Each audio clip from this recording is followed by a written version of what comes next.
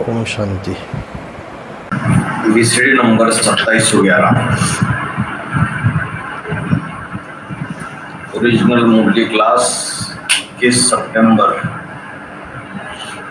67 और बाबा ने क्लैरिफिकेशन दिया था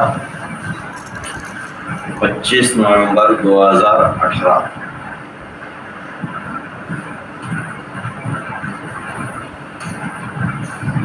उसमें पेज नंबर 6 पे क्या बात चल रही थी? कुमार का है वो विघ्नों की दीवार बनकर खड़ी हुई, जो सच्चाई की राह पर चलते हैं उनको चलने नहीं देती है। अड़ियल मिसजिद का पाठ बजाती है, मिसजिद, इसलिए मुसलमानों में मस्जिद बनाते हैं। बोलती है भगवान भी मेरे सामने आए, हम उसको नहीं मानेंगे, पहले हमसे लड़ाई लड़ करके देखे, हमारे ऐश्वर्य के मुकाबले, धन संपत्ति के मुकाबले जीत कर दिखाए। हमारी जो सेना है वॉलेंटियन दुनिया में, उससे जीत करके दिखाए, हमारी सेना से टक्कर लेकर दिखाए। तो हट पकड़ जाती है।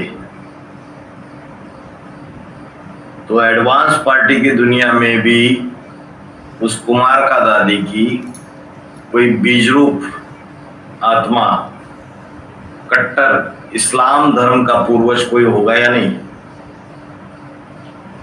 क्या नाम है उनका? विद्यालक्ष्मी।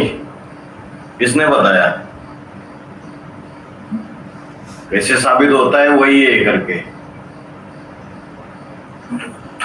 बाबा ने तो बोल दिया इंदिरा गांधी, बेहद की इंदिरा गांधी, बेहद की इंदिरा गांधी से हाथ से जब 1975 में इलेक्शन हो जाते हैं, 75 में, और जब पता चलता है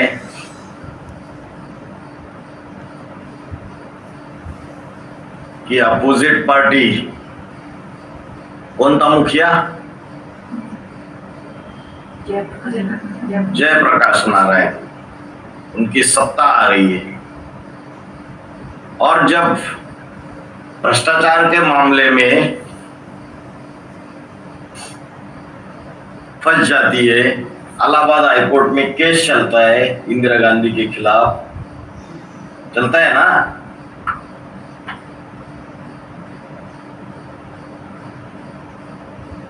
झूठी गवाही देती है जाके,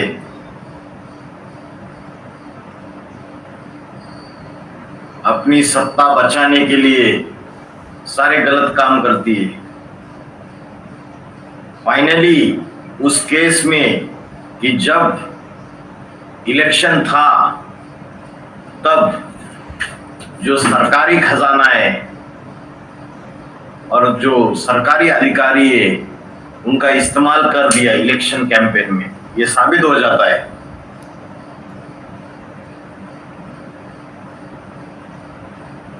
और कोर्ट केस हार जाती है, दोषी पाई जाती है इंदिरा गांधी।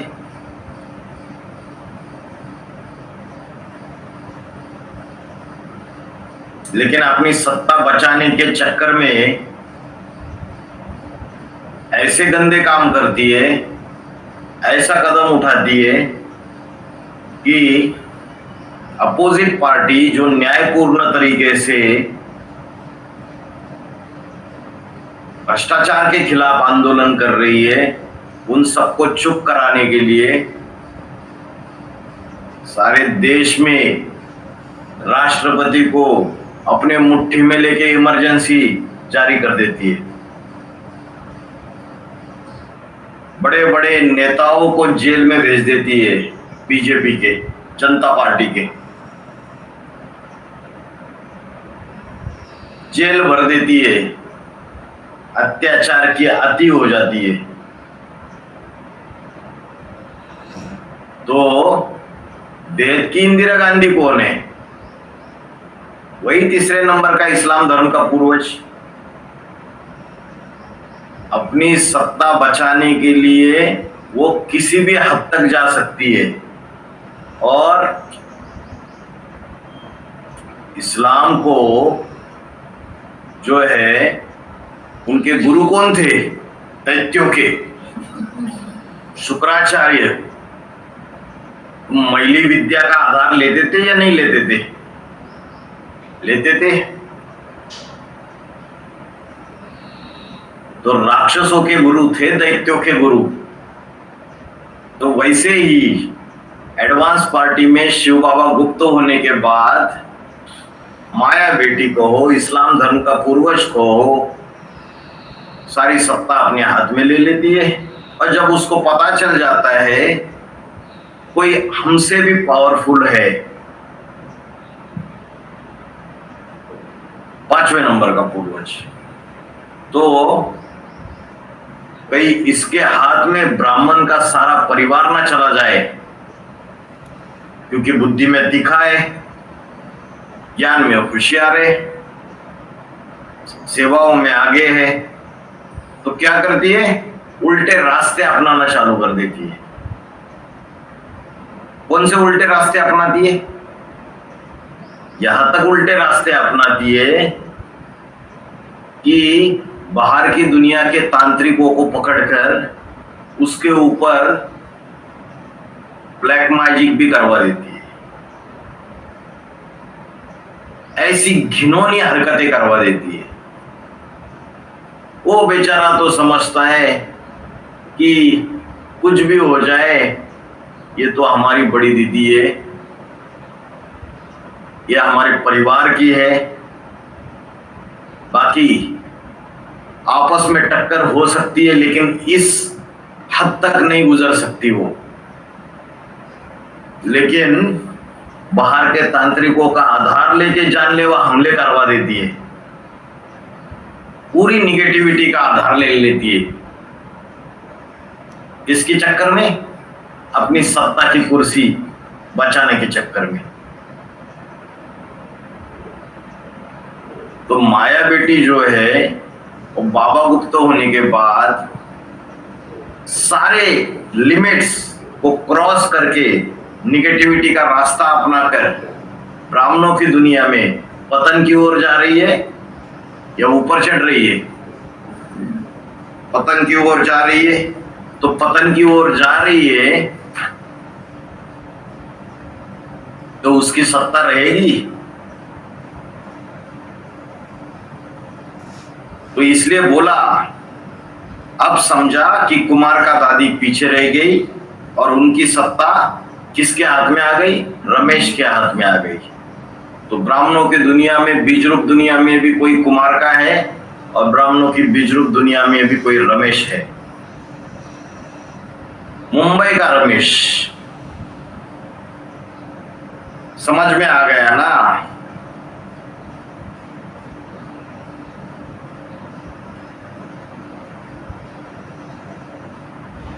माया बेटी ऐसे ही नाम दे दिया उसका, माया। माया बेटी क्या है? बाबा ने बोला माया की व्याख्या क्या बताई? ना आई तो अच्छा था, ना आई होती तो अच्छा था। तो जैसे बाप के जीवन में माया बन के कौन आई? कुमार का दादी आई, उसके बाद प्रेम कांता भी आई। वैसे 5वें नंबर के पूर्वज के जीवन में भी कोई माया बेटी बन के आती है। अव्वल नंबर का पाठधारी होगा तो उसको अव्वल नंबर की माया उसके जीवन में विघ्न रूप बनेगी। उसके बाद के पाठधारी होंगे तो उनके जीवन में नंबरवार निमित्त बनेगी। समझ में आया माता जी? तो ब्राह्मणों की दुनिया में जो पीबीकेज है उनको दिखाई तो दे नहीं रहा है। ये जो बड़े बड़े बैठे हैं वो किस हद तक जा रहे हैं। और ये बात तो बंबई के दीपक भाई ने भी कही। क्या कही? कि बाबा शरीर छोड़ने की बात होने के बाद इन्होंने तांत्रिकों को बुलाया। मतलब तांत्रिकों का आधार लेते या नहीं लेते हैं? साबित हो गई बात। तांत्रिकों का आधार लेते हैं और 7 दिन तक प्रयोग करते रहे कि फिर से जिंदा हो जाए करके। इससे साबित हो जाता है तांत्रिकों का आधार लेते हैं।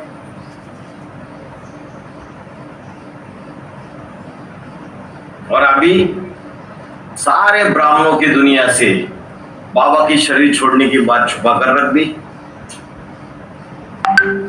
ये यहां तक माया बेटी है कि सारे के सारे जो प्रूफ प्रमाण है बाबा के शरीर छोड़ने के, वो गायब कर रही है पूरी तरीके से। तो यज्ञ के आदि में भी इसने किया होगा या नहीं? लाश भी गुम कर दी। यज्ञ के आदि में भी किया होगा। हाँ जी, किया होगा या नहीं किया होगा? हाँ या ना? हाँ, किया होगा।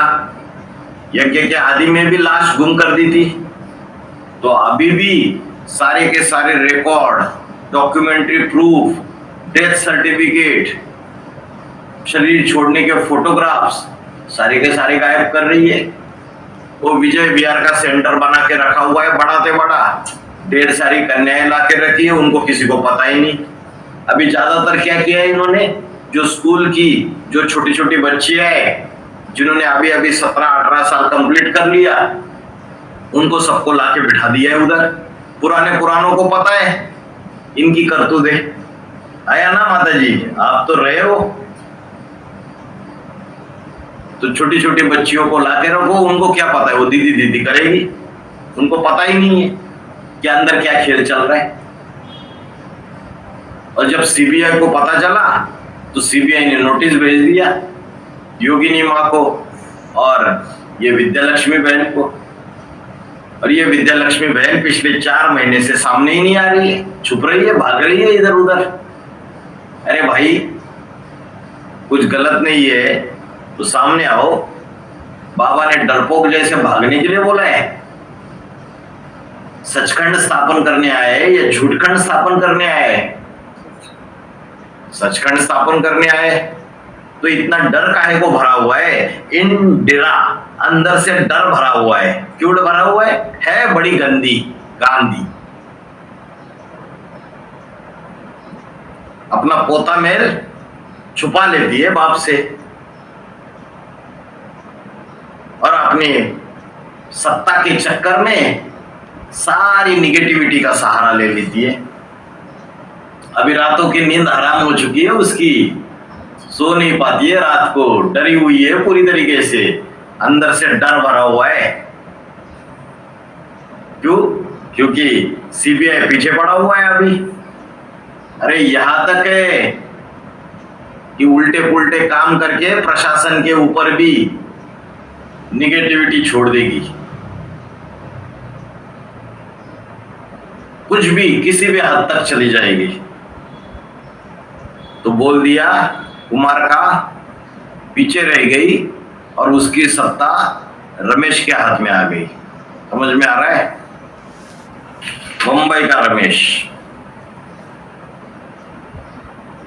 अभी बाबा बता रहे कि वह जो लेनिन आता है ना, उस लेनिन का भी आधार बनता है। तो रमेश भाई जो है वो तो क्रिश्चियन धर्म का आधार मूर्त है। लेकिन बाबा ने क्या बोला, उस लेनिन का भी आधार बनता है। लेनिन कौन सा धर्म स्थापन करता है? नास्तिक। और लेनिन कब आता है? कलयुग के अंत में। लास्ट के जो 100 वर्ष है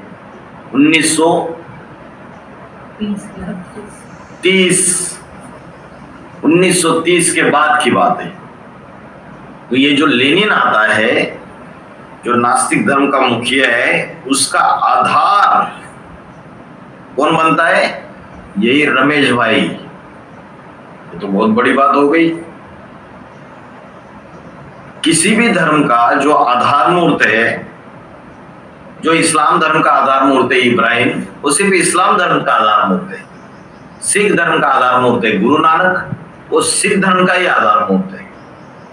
लेकिन क्रिश्चियन धर्म का जो आधार मूर्त है रमेश, वो क्रिश्चियन धर्म का भी आधार बनता है और कलयुग के अंत में जाके अनेक जन्म लेते लेते नास्तिक धर्म का भी आधार बनता है। लेनिन वाली आत्मा उसमें प्रत्यक्ष प्रवेश करती है और नास्तिकता का फाउंडेशन डाल देती है।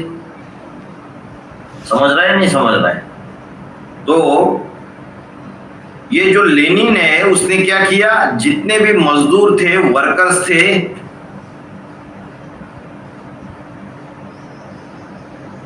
उनके ऊपर राज्य करते आए। मजदूरों को इकट्ठा कर दिया, वर्कर्स को इकट्ठा कर दिया। जो राजाओं ने बड़े बड़े किले बनाए, वो किसकी ताकत से बनाए? राजाओं ने जो बड़े बड़े किले बनाए, वो किसकी ताकत से बनाए? दीवारें पहले बनाई जाती है ना किलों में, उड़द की दाल होती है ना, वो यूज कर देते हैं। अगर पावरफुल दीवार बनानी है तो उड़द की दाल यूज करते हैं। ऐसी ऐसी चीजें, चूना, कॉस्टली चीजें मिक्स करके। जो गरीब लोग होते हैं वो क्या करते हैं, मिट्टी का गारा बनाते हैं और फिर ईंटों की चुनाई जुड़ाई करते हैं और अपना घर बनाते हैं। ऐसी कॉस्टली चीजें किसान बेचारे बड़ी मुश्किल से इस्तेमाल कर सकते हैं। उड़द की दाल तो कम पैदा होती है ना, और दालों के मुकाबले बाबा को उड़द की दाल बहुत पसंद थी, सबसे ज्यादा। तो बाबा के साथ 2016-17 की बात है, लखनऊ सेंटर से कई दूसरी जगह जा रहे थे।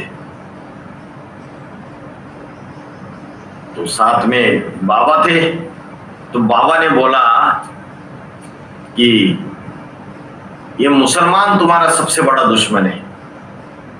अचानक तो हमने पूछा, बाबा ऐसा क्यों बोल रहे? तो बाबा ने बोला, बाबा को उड़द दाल बहुत पसंद है। तो मैंने बोला, इस बात का मुसलमान तुम्हारे सबसे बड़े दुश्मन है, इस बात से क्या संबंध? तो बाबा ने बोला, उड़द दाल बहुत पसंद है तो बाबा बहुत खाते हैं, लोभ आ जाता है। और मुसलमान क्या है? लोभी है। तो ये मुसलमान तुम्हारा सबसे बड़ा दुश्मन है, इसको वश में करना है।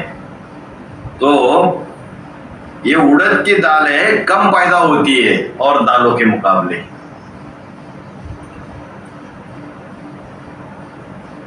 तो सारी कमाई जो है बेचारों की वो किले में लगाते थे।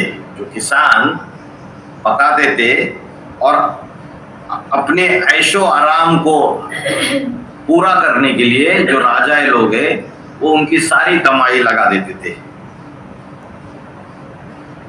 तो उन ऐशो आराम करने वालों का बाप था दुनिया में आधार मूर्त में वो लेनिन, और उसका आधार बनता है वो लेनिन। रमेश बच्चा जो है वो उसका आधार बनता है। तो आधार किसको कहा जाता है? अम्मा को कहा जाता है या बाप को कहा जाता है? अम्मा को कहा जाता है आधार।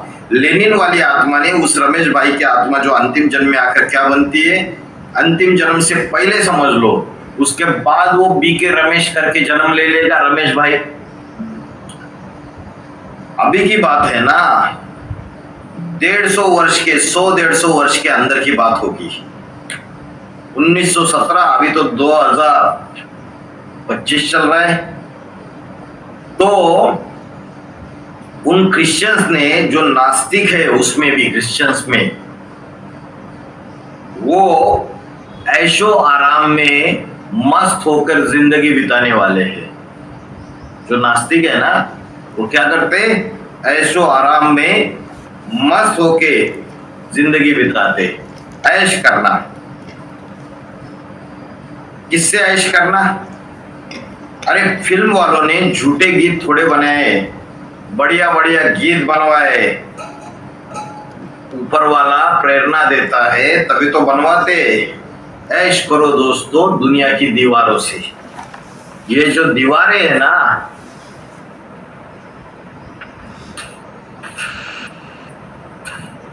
ये कौन सी दीवारें? विघ्नों की दीवारें। अरे लेनिन पुरुष था कि स्त्री था? लेनिन पुरुष था, स्त्री चोले में थोड़े ही प्रवेश किया होगा। और पुरुष सब दुर्योधन दुशासन होते हैं ना। तो जो क्रिश्चियन धर्म का आधार रहेगा उसने जरूर ये इस्लाम धर्म की जो दीवारें हैं, विघ्नों की दीवारें, उनके साथ दुर्योधन दुशासन गिरी की होगी या नहीं की होगी? की होगी। ब्रॉड ड्रामा में लेनिन की बात चल रही है। तो दुर्योधन दुशासन क्या दुष्टता करते हैं? बड़ी से बड़ी दुष्टता क्या करते हैं? अपने छोटे भाई दुर्योधन दुशासन को ऑर्डर दे दिया, जाओ ले आओ सुंदरी को पकड़कर, इसको द्रौपदी को। तो जब ये क्रिश्चियन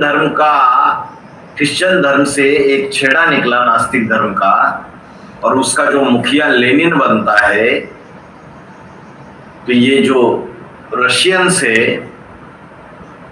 तब जो इस्लामी है, कौन है इस्लामी? जूस ही है ना, जो अब्राहम जो है या इब्राहिम है, उसके वंशज है। तो बदला लिया है नहीं लिया? विघ्नों की दीवार बन के बैठ गए। तो जब वही रमेश जाके कलयुग के अंत में लेनिन का आधार बनता है, तो रमेश जो नास्तिकता का फाउंडेशन डाल देता है, वो और उसके फॉलोअर्स क्या करते हैं? ऐश करो दोस्तों दुनिया की दीवारों से। ये जो दीवारें जो पूर्व जन्मों में हमारे रास्ते में विघ्न बन के बैठी थी, उनके साथ दुर्योधन दुशासनीगिरी करते हैं, ऐश करते हैं। तो कन्या माताओं के ऊपर वही काम विकार भोगने के लिए जबरदस्ती करते हैं ना, ऐश आराम समझते हैं उसको। सबसे बड़ा ऐश आराम क्या है? सारी दुनिया के प्राणियों के लिए कलयुग के अंत में क्या ऐश आराम है? खाना खाना ऐश आराम है, या कामेंद्रियों का सुख भोगना? एशिया के जो रहने वाले ऐश करने वाले, उनका आधार है रमेश भाई। उसमें जिस आत्मा ने प्रवेश किया वह है उस धर्म का, नास्तिक धर्म का बीज बोने वाला। तो दो रोल प्ले करता है। एक तो जीसस बन के क्रिश्चियनिटी की स्थापना करता है 2000 साल पहले, और वही रमेश भाई की आत्मा कलयुग के अंत में जाके पूरी नास्तिक बन जाती है, और वो और उसके फॉलोअर्स इस्लाम धर्म की जो विघ्नों की दीवारें बनकर जो खड़ी हुई थी, उन दीवारों के साथ ऐश करती है। और बाबा ने बोला ऐश करो दोस्तों दुनिया की दीवारों से। तो ये प्रजातंत्र सरकार का बीज बोते हैं।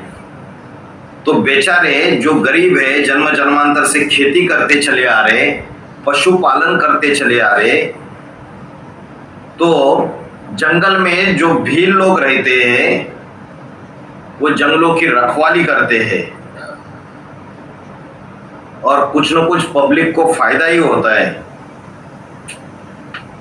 वो खेती किसानी वाले लोग, उनके नीचे कौन से धर्म के जो भगवान ने बनाए, किसानी करने वाले जो लोग होते हैं, खेती करने वाले, वो कौन सा वर्ण है? 4 वर्णों में, ब्राह्मण, क्षत्रिय, वैश्य और शूद्र में कौन सा है? वैश्य। और वैश्य के भी नीचे की कैटेगरी कौन सी होती है? शूद्र। तो जो शूद्र कर्म करने वाले हैं, वो शूद्र कर्म करते, भगवान की पढ़ाई हुई पढ़ाई को ध्यान नहीं देते।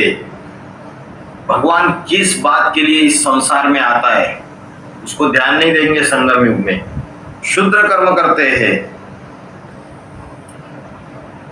और भगवान जो पढ़ाई पढ़ाता है कि क्या करो, व्यभिचार ना करो, दूसरों की कन्या माताओं को व्यभिचारी मत बनाओ। वो दुर्योधन दुशासन प्रकृति से बनाते जरूर है, अपनी आदत से मजबूर है।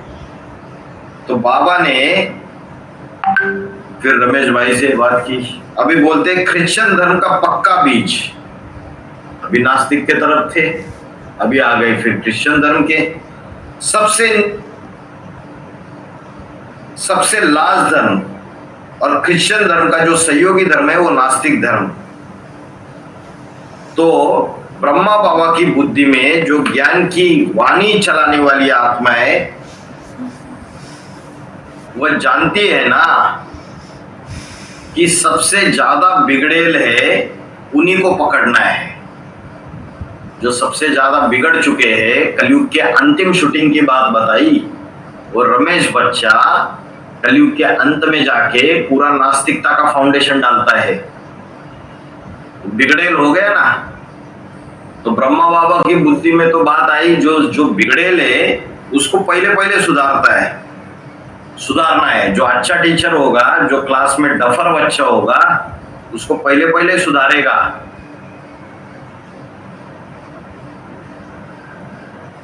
तो डायरेक्ट पकड़ेगा कि अपने डायरेक्ट बच्चों के द्वारा पकड़ेगा। जो बाप के डायरेक्ट बच्चे हैं ना, रुद्रमाला के मन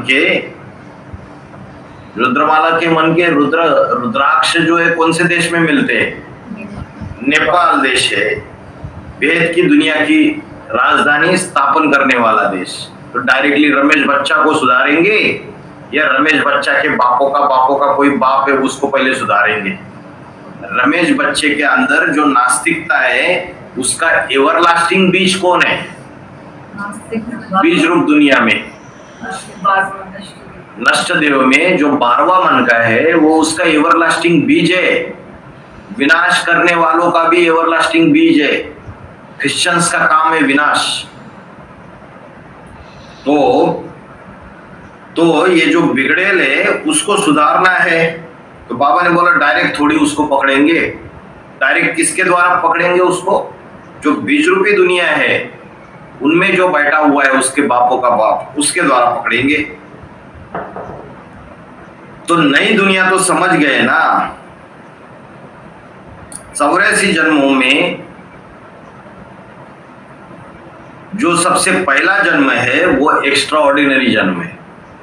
मतलब जिस जन्म में नर से नारायण बनेंगे वो एक्स्ट्रा ऑर्डिनरी जन्म है। तो बाबा का एक्स्ट्रा ऑर्डिनरी जन्म कौन सा हो जाएगा? अभी शरीर छोड़ा अगर 8 नवंबर 2022 को, तो उसके बाद का जन्म कहो जो भी कहो वो एक्स्ट्रा ऑर्डिनरी जन्म कहेंगे। वो पहला जन्म होगा।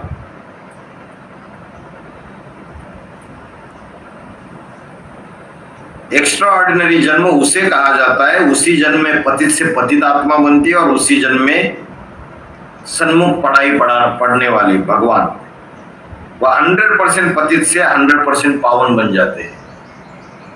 रमेश भाई तो जड़ हुआ ना, आधार हुआ ना। आधार माना नास्तिक धर्म की अम्मा। तो उसका बाप भी तो हुआ होगा कोई। तो बाबा ने बोला बाप में ज्यादा ताकत होती है। हाँ जी, बाप में ज्यादा ताकत होती है कि बाप की ज्यादा चलती है परिवार में, या बाप का जो बाप जिंदा रहता है उसकी ज्यादा चलती है। ये देवी देवता सनातन धर्म की आत्माओं की खासियत है, वो अपने परिवार को बांध कर रखती है। जब तक शरीर नहीं छोड़ती है तब तक जो सनातन धर्म के परिवार है उसमें दादा परदादा इनको भी मान रहता है, बांध के रखते हैं, उनकी बात सब मानते हैं। तो असल सनातन देवी देवता धर्म के बीज होंगे तो बाप का बाप ज्यादा पावरफुल हुआ और उसका भी बाप। बाप हुआ ग्रैंडफादर और उसका बाप कहता है डाड़े कहते हैं ना, बाप हुआ ग्रैंडफादर और उसका बाप हुआ डाड़े कहते हैं ना। बाप के बाप को क्या कहते हैं? डाड़ा, दादा। बाप के बाद दादे और दादे के बाद परदादा। तो उसके बाद भी और एक बाप होता था 100-200 वर्ष पहले, कई कई परिवार में जीवित रहते थे, तरदादा। तो बाप के बाद डाड़े, डाड़ा का बाद परदादा, परदादा के बाद तरदादा। जो पंडे है ना वो सारा हिसाब किताब रखते हैं। वो ऐसी क्या बोलते हैं उसको, कुंडली आती है जिसमें पत्रावली आती है, जिसमें सारा ट्री डायग्राम बनाया रहता है, फैमिली ट्री, जिसमें वो पंडे लोग होते हैं, वो सारा हिसाब रखते हैं। तो बच्चों को बड़े से बड़ा पंडा कौन सा मिला है? महाभारत में नाम दिया है पांडु। पांडु के बच्चे पांडव थे ना, असली पांडव संप्रदाय। उस पांडव संप्रदाय में लास्ट वाला कौन सा है? लास्ट वाला पांडव कौन सा है? सहदेव। सहदेव देवताओं को अंत तक सहयोग देने वाला। हर धर्म में द्वैतवादी, द्वापर युग में जो भी धर्म आते हैं उनके दो छेड़े हो जाते हैं। सत्युग त्रेता युग स्वर्ग में दो छेड़े बनेंगे ना, देवताएं और दूसरे त्रेता में क्षत्रिय। ऐसे ही हर धर्म में दो दो छेड़े हो जाते। सिखों में भी दो छेड़े बन गए। अभी सिखों के ऊपर आ गए बाबा रमेश, बिगड़ेल बच्चा। उस बिगड़ेल बच्चे को सुधारने की बात चल रही थी, तो बोले डायरेक्ट थोड़ी उसको सुधारेंगे, पहले उसके बीज को सुधारेंगे। देखो कैसे जा रहे, तो बीज को सुधारेंगे। बापों के बापों के बापों की बात चल रही है। अभी उसकी बात चल रही थी, बात करते करते अचानक पांडवों की तरफ आ गए। अब पांडवों में बोला सबसे छोटा तो सहदेव, सिख धर्म का, और बोला हर एक के दो दो छेड़े होते हैं, तो सिख धर्म के भी दो छेड़े होते हैं। एक है आस्तिक पक्के, जो गुरु नानक की बड़ी आस्था रखते थे। गुरु नानक और उनके जो फॉलोअर्स है वो गुरु नानक के ऊपर बड़ी आस्था रखते थे। और दूसरे जो है वो आतंकवादी बन जाते हैं। और कौन से शस्त्र का सहारा लेते हैं? वो आतंकवादी जो बनते हैं वो कौन से शस्त्र का? सिखों में एक गुट ऐसा है जो आतंकवादी बनते हैं। और कौन से शस्त्र का सहारा लेते हैं माता जी? बगल में या कोक में इधर उधर दबाए और यूं धाड़ से मारेंगे।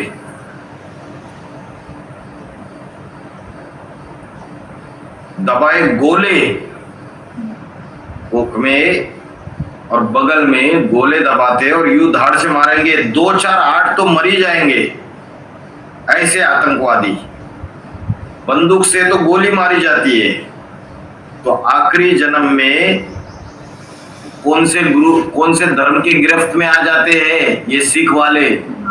नास्तिक धर्म के। मुसलमान के तो दो ही ग्रुप है, इस्लामी और मुस्लिम। जो इस्लामी है, इब्राहिम के फॉलोअर्स, वो मूर्ति पूजा को मानते थे पहले। और जो मुस्लिम है उन्होंने मूर्ति पूजा का खंडन कर दिया। मुसलमानों में जो मोहम्मद पैगंबर ने स्थापन किया उसमें भी दो छेड़े हो गए। कौन से? बताओ। शिया और सुन्नी। कुंभकर्ण ने आक्रमण कर दिया क्या? तो सिख निकलते हैं ना, तो नास्तिक धर्म वाले हैं ना, फिर से आ गए, बीच में ही मुसलमानों के ऊपर चले गए, उसमें शिया और सुन्नी। फिर बाबा बोलते सिख जो है उसमें से जो एक छेड़ा निकलता है वो नास्तिक धर्म वाले है ना, नास्तिक धर्म में कन्वर्ट होने वाली आत्मा है।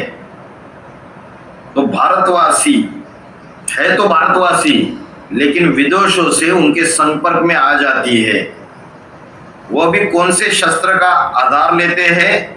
नास्तिकों ने कौन से बड़े बड़े बम बनाए जो महाभारत में प्रसिद्ध है? उनका नाम दे दिया मूसल। अभी कनाडा में कौन है आतंकवादी बड़े थे बड़े जो धमकियां दे रहे भारत को भी?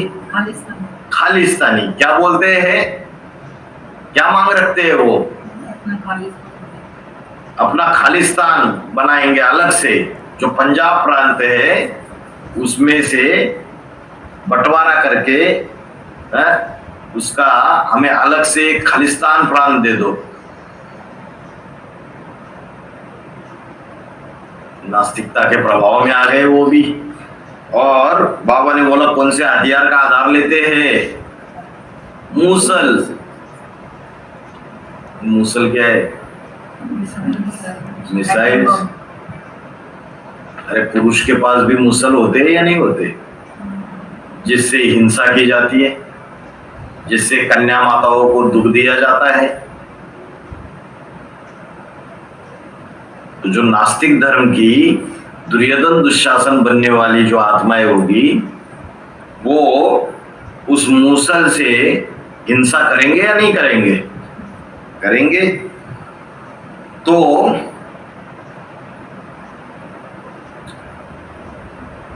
तो महाभारत में नाम दिए मूसल और अभी उन्होंने निकाले मिसाइल्स। बोला यादवों के पेट से मूसल निकले, बुद्ध के पेट से मूसल निकलने की बात है।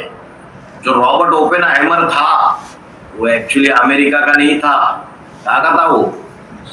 जर्मनी। जब जर्मनी में द्वितीय विश्व युद्ध में हिटलर ने ज्यूज का कत्लेआम चालू कर दिया तो वहां से जो साइंटिस्ट है उनको माताजी पनाह दे दी। किसने? अमेरिका के प्रेसिडेंट। क्या नाम था? रूजवेल्ट।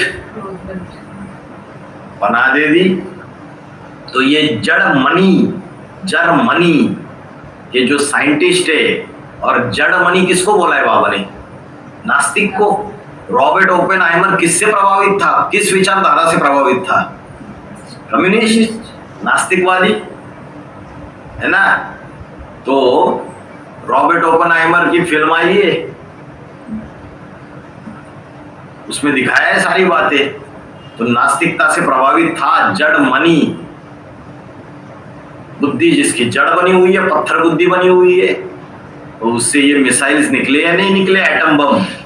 वो तो है हद के एटम बम, बेहद के मिसाइल्स, जिसके लिए बोला ऐश करो दोस्तों दुनिया की दीवारों से।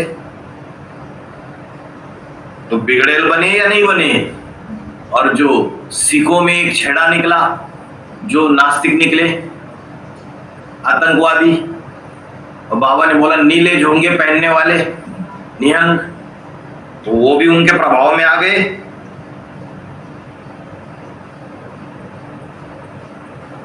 तो ये मिसाइल रूपी जो बनाए ना, ऐसे करके फेंक दो, दूर जाकर गिरेगी। अगर एक फरलांग दूर गिराना तो वहां पर जितनी जेंट्री होगी वो सब मर जाएंगे। नास्तिक धर्म के ग्रुप ने बनाई। उनका मुखिया कौन हुआ? लेनिन। वह जो लेनिन है ना, उसका आधार मूर्त समझ में आ गया।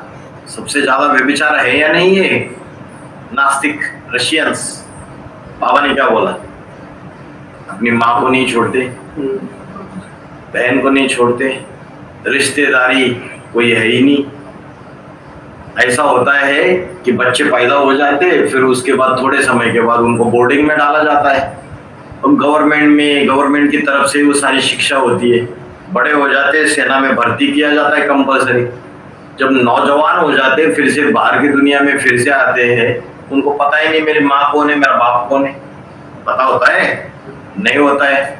खुदा का आस्था, जब जन्म दिया तब माँ 18 साल की थी बच्चे को, और बच्चा नौजवान हो गया 18-20 साल का, तो माँ की उम्र कितनी रहेगी? 38-40 रहेगी। और पता ही नहीं मेरी माँ है करके। तो जैसे कीड़े मकोड़े होते हैं ना, एक दूसरे से कनेक्शन में आते रहते हैं गटर में,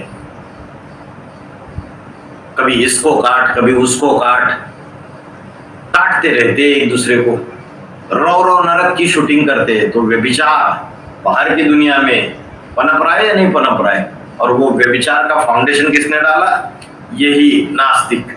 और ये नास्तिक ने फाउंडेशन डाला, तो कच्चे कच्चे जो क्रिश्चियंस है ना, आज वो पूरी तरीके से व्यभिचारी बन गए अंत में जाके कलयुग के। समझ में आ रहा है? बाकी क्रिश्चियंस के अगर आप ऐसे ऐसे देश आज भी है, बल्गेरिया का एक भाई था अपने पीबी के, वो बोला यूरोप की कंट्री है, बोला हमारे यहाँ तो ये जैसे ऑस्ट्रेलिया में रोज नई स्त्री को बदल लेता है पुरुष, स्त्री रोज नए पुरुष को बदल लेती है, इतना व्यभिचार है। बोलता है हमारे यहाँ तो ऐसा कुछ नहीं, हमारे यहाँ तो बहुत स्ट्रिक्ट रूल्स है पवित्रता के लिए, मैरिज भी बहुत अच्छे से मेंटेन होता है। यूरोप के अंदर कंट्री है बल्गेरिया, जरूरी थोड़ी है जो जो कच्चे कच्चे नास्तिकता के प्रभाव में आ गए वो क्रिश्चियन में, वो भी अंत में जाके व्यभिचारी बन गए सारे के सारे। तो इन्होंने क्या किया, इन्होंने ये मिसाइल्स मूसल तैयार कर लिए।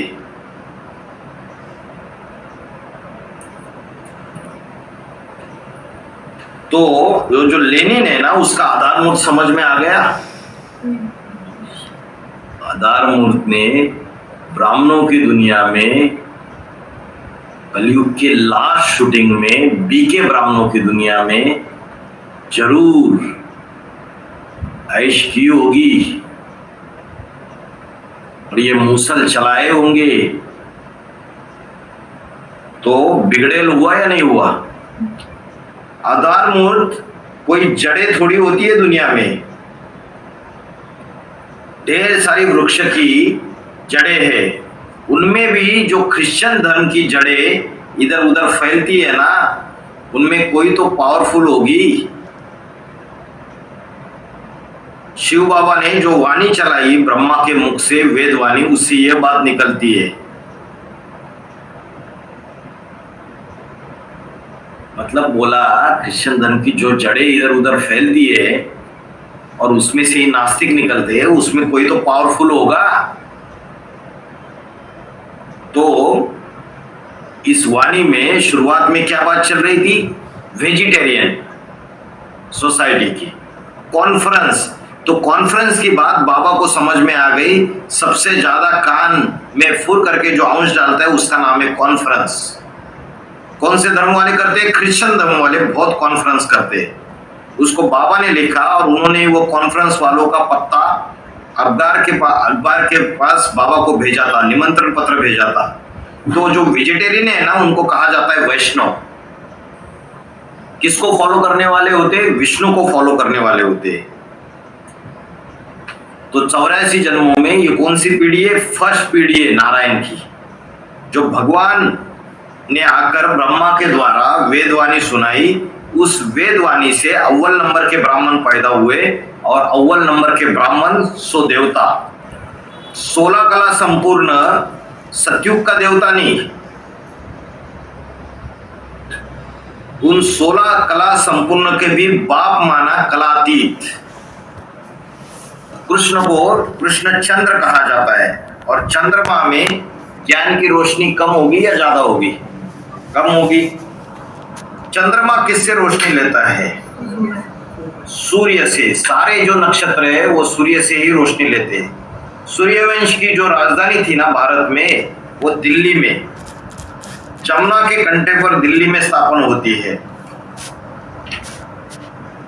वह जो आसमान में सितारे हैं वह तो जड़ सितारे हैं, लेकिन धरती के जो चैतन्य सितारे हैं असल सूर्यवंशी।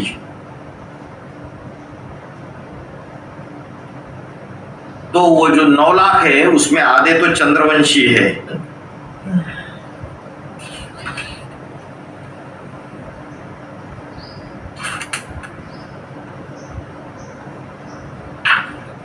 तो जब तक ब्रह्मा बाबा जीवित रहे तब तक ब्रह्मा बाबा को ही सब कुछ समझते थे। जीवित न रहे तब उनकी सोल सूक्ष्म शरीर से काम करने लगी।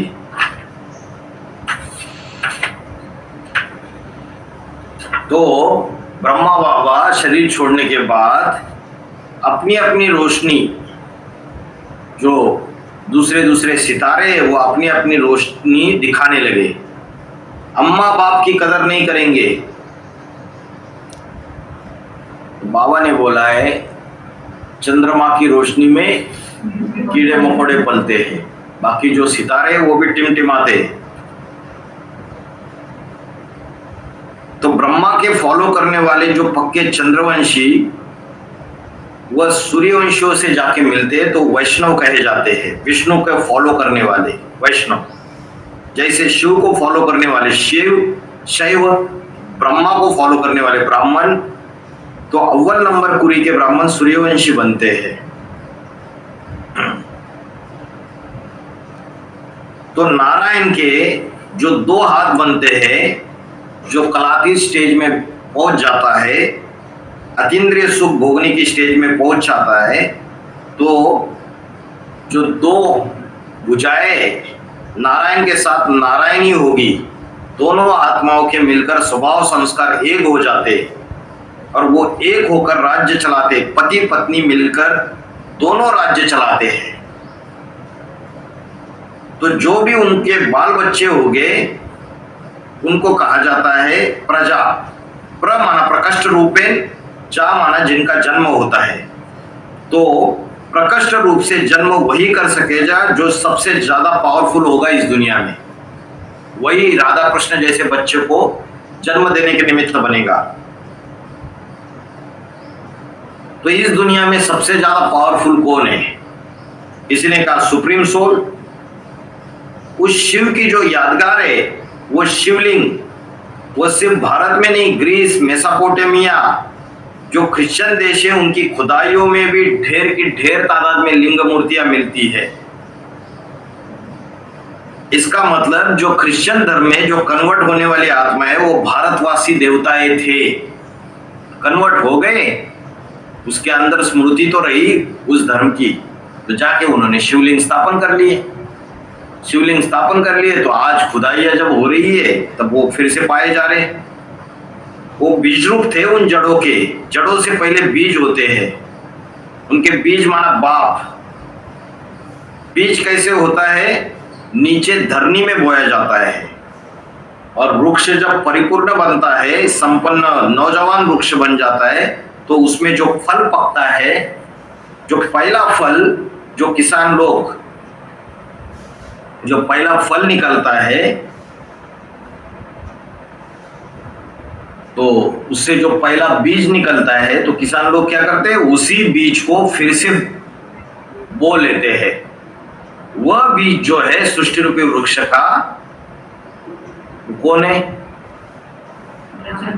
प्रजापिता को हो, राम वाली आत्मा को हो, शंकर को हो। तो सृष्टि तो साकार है ना, तो जो बीज होगा वो भी कोई साकार मनुष्य आत्मा होना चाहिए। ऐसा नहीं कि किसी पेड़ पौधे का बीज। तो वह जो इस्लामी लोग अच्छे से जानते हैं, क्रिश्चियन लोगों के ग्रंथ में भी लिखा हुआ है, और मुसलमान लोग कहते हैं बाबा आदम। अरे किस जमाने की बातें करते हो तुम? बाबा आदम के जमाने की बातें कर रहे हो। बाबा आदम कौन है? वही राम है, वही प्रजापिता है, वही शंकर है, आदि पुरुष है, आदि देव है। तो ये मुस्लिम लोग भी मानते हैं दुनिया का सबसे पुराना आदमी है। और अभी अखबारों में निकला था कि भारत के मुसलमान ने ये घोषणा की थी कि हिंदू में जिसको शंकर माना जाता है वो आदम है। इस बात को लेकर मुसलमानों ने बड़ा बवाल मचा दिया। क्या नाम था उसका? एक मौलवी थे ना, मोहम्मद इलियास। मोहम्मद इलियास। तो उन्होंने क्या बोला? जो शंकर है वही आदम है, और मुस्लिम धर्म का जो मूल धर्म है जिससे मुस्लिम धर्म निकला है वो हिंदू धर्म है, सनातन धर्म है। शंकर अलग और आदम अलग।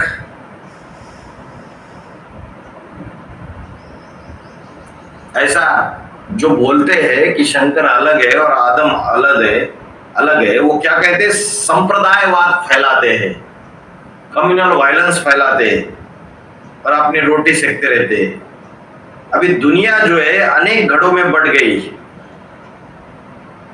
और उनमें जो सबसे शातिर और दुष्ट घड़ा है, घड़ा माना संप्रदाय, जो सबसे शातिर और सबसे दुष्ट कौन है? नास्तिक। अभी तो नास्तिक जो धर्म है रशिया में जो पनप रहा है, चाइना में पनप रहा है, जो नॉर्थ कोरिया में पनप रहा है, उस रशिया का प्रेसिडेंट कौन है अभी? Vladimir Putin. और अभी तो यूक्रेन के खिलाफ इतना उसने जबरदस्त मोर्चा ये कर लिया। अभी तो जो रिहायशी इलाके हैं जहां सिविल सिटीजन्स रहते हैं, सिविलियंस, वही बम फेंक दिए बड़े बड़े, ढेर के ढेर मर गया। अभी 5-6 दिन पहले की बात है। और ही खूंखार हो गया। तो सबसे शातिर और सबसे दुष्ट है नास्तिक धर्म का जो आधार मूर्त है, वो ब्रह्मा बाबा के समझ में आया।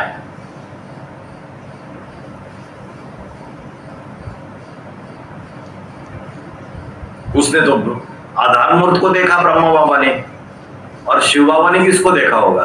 बीज को देखा होगा। तो कि ये ब्रह्मा बाबा तो बच्चा बुद्धि है, एक काठ की मुरलिया है, काठ की नवैया है, कठ बुद्धि है। उसकी बुद्धि में तो वही आधार मूर्त समझ में आएगा। उस आधार मूर्त रमेश की बात, ये रमेश बच्चा सुधर जाएगा तो सब सुधर जाएंगे। सबसे बिगड़ेल हो गया ना, कलयुग के अंत में जाके नास्तिक बनता है, और जाके जब नास्तिक बनता है, दुष्ट बुद्धि बनता है, शातिर बुद्धि बनता है, व्यभिचारी बनता है वो और उसके फॉलोअर्स, ये रमेश बच्चा सुधर जाएगा तो सब सुधर जाएंगे। तो जड़ भी तो काठ की होती है ना। तो ब्रह्मा बाबा की कठ बुद्धि में ये बात बैठती नहीं है। अरे बाबा किस रमेश की बात कर रहे? तो कठ बुद्धि माना लकड़ी, कठ माना लकड़ी, तो लक्कड़ बुद्धि। उसकी बुद्धि में यह नहीं आता है कि जड़ों का भी कोई बीज बाप होता है। ब्रह्मा तो बेबी बुद्धि बोला है बाबा ने मुरली में, तो उसका भी कोई बीज बाप होता है। ये बात उसकी बुद्धि में ब्रह्मा बाबा के आती नहीं है।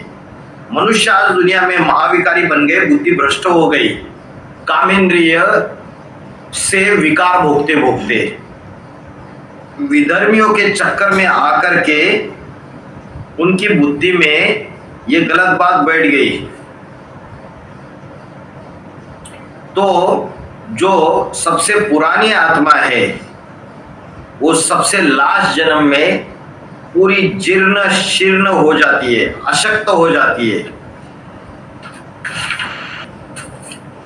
सबसे जास्ती अशक्त आत्मा बन जाती है। शिव बाप ने आकर उसी आत्मा को पकड़ लिया, उसको कहा जाता है शंकर।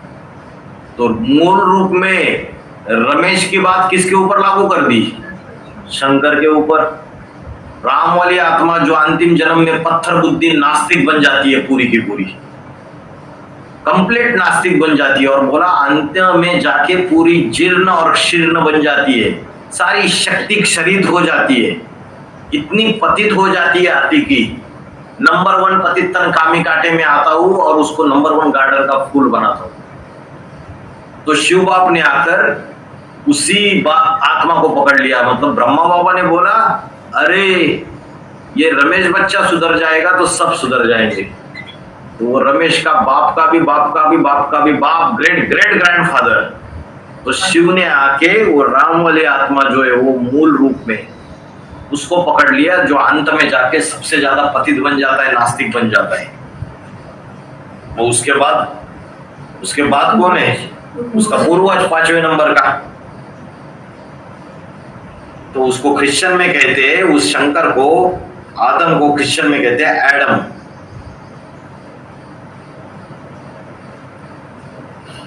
तो उसको पकड़ करके क्या करता है शिव? उसको विष्णु का रूप देता है। विष्णु माने नर है ना, और नर माना पुरुष, तो कोई नारी भी होगी उसके समकक्ष की, नर पुरुष और नारी लक्ष्मी। तो वो दो आत्माएं जो है, लक्ष्मी तो जरूर आधार होगी, पूछते उच्च पीढ़ी है, उसके आधार मूर्त माता होगी ना कोई। तो भगवत गीता में बोला है माधव, और धव किसको कहा जाता है? पति को कहा जाता है। मां माने मां, तो सबसे ऊंच बाप है तो मां भी सबसे ऊंची होगी ना।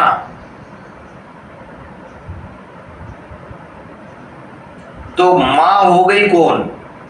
जिसको नाम दिया है ओ माँ, बुलाते हैं ना ओ माँ, अम्मा याद आती है ना, अम्मा ही याद आती है माँ, और वो बाप है आदम। मुसलमानों ने नाम दिया है हव्वा, और क्रिश्चियन में नाम दिया है ईव। तो ये आत्माएं जो है, ये दोनों सभा संस्कार के मिलकर एक हो जाती है, और जब एक हो जाती है तो अपने बाल बच्चे पैदा करेगी या नहीं, परिवार बढ़ाएगी या नहीं। तो किस लिए मिलते हैं? माँ और बाप, पति और पत्नी, माता जी किसके लिए मिलते हैं? परिवार बढ़ाने के लिए। तो ये उन्होंने मिलना जुलना किससे सीखा? आदम ने ही सिखाया होगा। आदम पुरुष है ना, दुर्योधन दुशासन है कि नहीं? बाबा ने प्रश्न पूछा। हाँ, उसने सिखाया।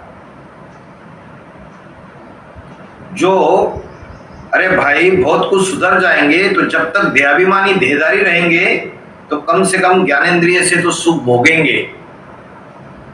अच्छा, ज्ञानेंद्रिय का सुख भी नहीं भोगेंगे तो ज्ञानेंद्रिय में सबसे ऊंची इंद्रिय आंख, उसका सुख भोगेंगे। भगवान कहते हैं कि जितना यहां संगम युग में सुख लेंगे उतना वहां ब्रॉड ड्रामा में कम हो जाएगा। माना देह का कोई सुख नहीं भोगना, जितना कम से कम हो सके काम चलाओ। आज की दुनिया में काम चलाओ सरकार है। जब सरकार राजा ही काम चलाओ तो प्रजा भी काम चलाओ काम करेगी। तो उतना ही यूज करना है जितना कि बस ये जिंदगी बने रहे। तो बाबा ने बोला है ये जो इंद्रियों का सुख भोगना है ये भी काम चलाओ, ऐसे नहीं उसी में पड़े रहना है। बाबा ने बोला है कर्मेंद्रिया है तो कर्म तो करेगी, कर्म धारा को रोकना नहीं है, लेकिन ऐसे नहीं कि बुद्धि उसी में लिम्पायमान रहे। तो बाबा ने बोला काम चलाओ। तो आज की गवर्नमेंट भी काम चलाऊ है। तो लक्ष्मी और नारायण अव्वल नंबर के कलातीत, जो अतीन्द्रिय सुख भोगने वाले हैं विष्णु समान। तो विष्णु जो है उसका अर्थ क्या बताया? No wish at all. अभी जो विष्णु निकल रहे, और दशरथ पटेल विष्णु बन के बैठ गया। वो भोपाल में एक भाई है, क्या नाम वो, फतेह चंद, वो भी विष्णु बन के बैठ गया है, और भी विष्णु बन के बैठ रहे। तो नो विश एट ऑल उनके अंदर है। अगर नो विश एट ऑल है तो प्रत्यक्ष हो जाते थे सारी दुनिया में। विष्णु बन के बैठ गए। तो विकारों का नामो निशान नहीं होना चाहिए।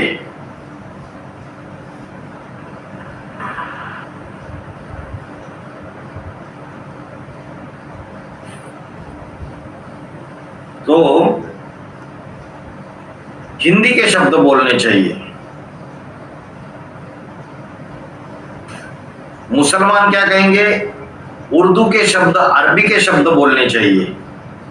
अंग्रेजी के शब्द घुसेड़ देते हो, हिंदी के शब्द घुसेड़ देते हो। कोई बच्चा है सामने, वो बोल रहा है कि उर्दू के शब्द बोलने चाहिए ना, नो विश एट ऑल, तो इंग्लिश का शब्द आ गया। बाबा बोल रहे अरे तुम क्या मरे जा रहे हो, भाषा किसके लिए होती है? किसी बच्चे को इमर्ज करके बोल रहे भाषा किसी के भाव के समझने के लिए होती है ना, माध्यम है ना। ये भाषा में क्यों जाते हो? भाव को पकड़ना है, भाव को पकड़ो। चाहे क्रिश्चियन की भाषा हो अंग्रेजी, चाहे मुसलमान की भाषा हो अरबी या उर्दू, चाहे हिंदू की भाषा हो, तो विष्णु का अर्थ वास्तव में विष माना पराई स्त्री को यूज करना सुख लेने के लिए, कर्मेंद्रिय से सुख लेने के लिए। तो विष क्या करता है? अरे जब सांप काट ले जाता है तो भुजंग सांप काट ले, कोबरा कोबरा होता है ना नाग, तो अज्ञान की नींद में सो जाते हैं। तो वैसे जो काम विकार का सुख अगर भोगेंगे तो बाबा ने बोला है 5वीं माल से नीचे गिरना जैसा हो गया। कोई ऊपर से 5वीं माल से बिल्डिंग के नीचे गिर गया तो हड्डी गुड्डी टूट जाएगी, फिर हॉस्पिटल में पड़ा रहेगा, पुरुषार्थ कर पाएगा? नहीं कर पाएगा। तो बाबा ने बोला ये विष है, और जब विष काट लेता है तो अज्ञान की निद्रा में सो जाते हैं। सांप जब काट लेता है तो उस व्यक्ति में विष चला जाता है तो अज्ञान निद्रा में। अज्ञान निद्रा नाम मतलब क्या हो जाता है कि जो बुद्धि है उसको गोदरेज का ताला लग जाता है। गोदरेज का मतलब बाबा का ज्ञान बुद्धि में घुसेगा ही नहीं। अगर विषय विकारों के अधीन जाएंगे तो बुद्धि जैसे जड़वत हो जाएगी, मनन चिंतन मंथन चलेगा नहीं, बुद्धि चामड़ी हो जाएगी। लेकिन जो हाईएस्ट पाठधारी है उनके ऊपर कोई असर पड़ता है उनकी मन बुद्धि के ऊपर। जैसे शंकर का उदाहरण दे दिया, विष पिया लेकिन कंठ तक जाके रुक गया, पेट में नहीं चला गया, बुद्धि रूपी पेट में। डिटैच रहने की मात्रा ज्यादा है, अटैच में नहीं आता है वो। लेकिन कन्या माता है अटैचमेंट में ज्यादा आती है, तो वो विष जो है वो उनकी बुद्धि रूपी पेट में चला जाता है या नहीं चला जाता है? चला जाता है। वही सोचती रहती है और फिर बुद्धि रूपी पेट में विष चला जाएगा तो फिर ज्ञान का मनन चिंतन मंथन कम चलेगा, बुद्धि चामड़ी होती जाएगी, फिर अज्ञान निद्रा में सो जाएंगे। बाबा ने बोला ये काम चला हुआ है, टेम्पररी। ऐसा नहीं कि उसी में परमानेंट कर्मेंद्रियों के सुख का ही सब कुछ समझना है। तो अज्ञान की नींद में सो जाते हैं फिर। तो बाबा ने बोला है कि मिट्टी की ड्रेस पहननी है बार बार या चमकीली ड्रेस पहननी है? चमकीली ड्रेस पहननी है। देहाभिमान की मिट्टी की ड्रेस नहीं पहननी है। कोई बार बार बोले कि चलो भाई कीचड़ में जाए, कीचड़ में जाए, कीचड़ में जाए, तो नुकसान हो जाएगा संगम युग में, उल्टा और नीचे गिर जाएंगे, पतित बन जाएंगे। तो ज्ञान ध्यान की बातों में मजा ही नहीं आता। अगर ये मिट्टी की ड्रेस पहनेंगे, ये विषय विकार जो है इसको अपनाएंगे, तो विघ्न की दीवार में मजा आएगा। फिर से आ गए उधर। तो किसकी बात चल रही है? नास्तिक वालों की। तो उनको ये जो विघ्नों की दीवार है, जो इस्लाम धर्म की कन्या माता है, वही विघ्नों की दीवार बन जाती है। उनको क्या चाहिए? विष चाहिए। शूर्पणखा को भी विष चाहिए था या नहीं चाहिए था? जो शूर्पणखा है, पूतना है, उनको विष चाहिए। तो और जो ऐसे दुर्योधन दुशासन है वो क्या करते हैं? वो जो नास्तिक संप्रदाय से कनेक्टेड है वो क्या करते हैं? उनको इन विघ्नों की दीवार में ही मजा आएगा। तो बताया कि ये जो विष्णु है ना, नो विश एट ऑल, ये व्यभिचार का नाम निशान नहीं कहता। जब संपन्न बन जाएंगे, विष्णु स्वरूप बन जाएंगे, तो ये विषय विकारों में जाएगी बुद्धि? ना बुद्धि जाएगी, ना कर्मेंद्रिया जाएगी, ना ज्ञानेंद्रिया जाएगी। तो पहली पीढ़ी जो विष्णु की पीढ़ी है उसमें ना राजा के परिवार में, और राजा की जितनी भी प्रजा है दूर दराज की, उसमें भी विषय विकारों का नामो निशान नहीं रहेगा। समझ में आया? ओम शांति।